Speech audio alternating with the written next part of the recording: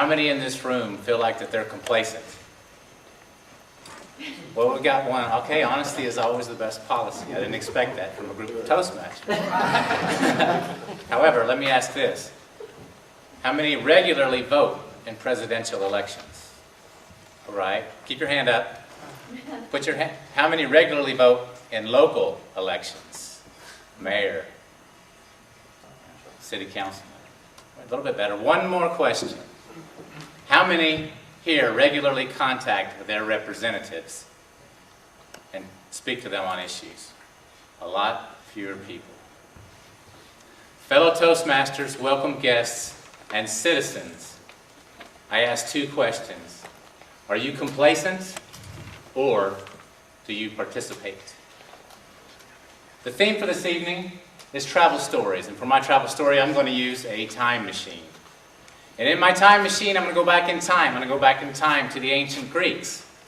And there, in the shadows of the Parthenon and the Doric columns there, I'm going to sit with Socrates and Plato and Aristotle. And we're going to discuss democracy and representative government. And we're going to deliberate for a while, and then I'm going to ask them, is it necessary, esteemed philosophers, to participate in your government? I ask you this, fellow citizens. Did the Greeks participate?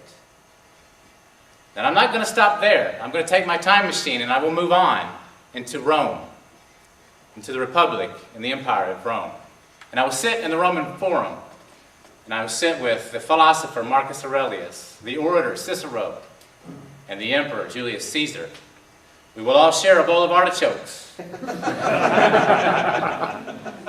And as we do this, I will ask them, with the knowledge of foresight, I will say, are there consequences to being complacent in a representative democracy? Now I'll take my time machine and I will move on, because it will answer the question. We will move into the Dark Ages. We look into the Dark Ages, a millennium based on fear, oppression, and the divine right of kings. Citizens, I won't stop there.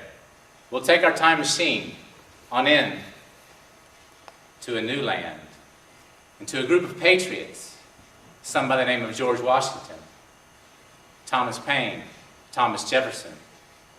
And we will sit and we will talk and we'll discuss democracy and representative government. And I will ask, why? Why, fellow patriots, do you want to break off from Mother England, from her royal riches and glory? And they'll look at me and they'll say, I was not represented.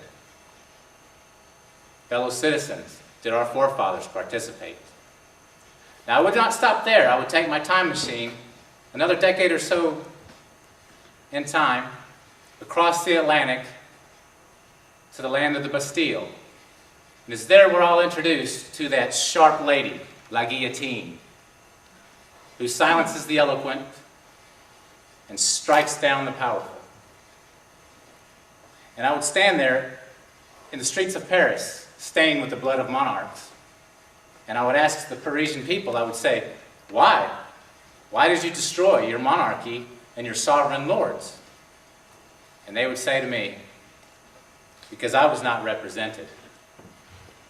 So I ask you, were the Parisian people, citizens, did they participate? Now this is where I'm going to leave my time machine. I would go ahead and leave my time machine in that period because, as a student of history, I understand that history oftentimes repeats itself. And I'm not a fortune teller, and I can't tell the future. So I will leave that where it is. However, what I will do is I will ask everyone to pick up a pen or a pencil and write this website, www.legis.state.us.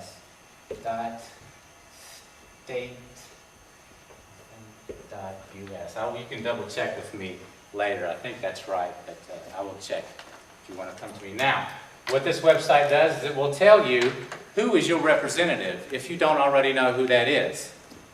And if you don't know, I would encourage you to check and see who that is and hold their feet to the fire. And I'll leave you one more time with this question. fellow citizens, are you complacent or do you participate? Mr. Koskinen.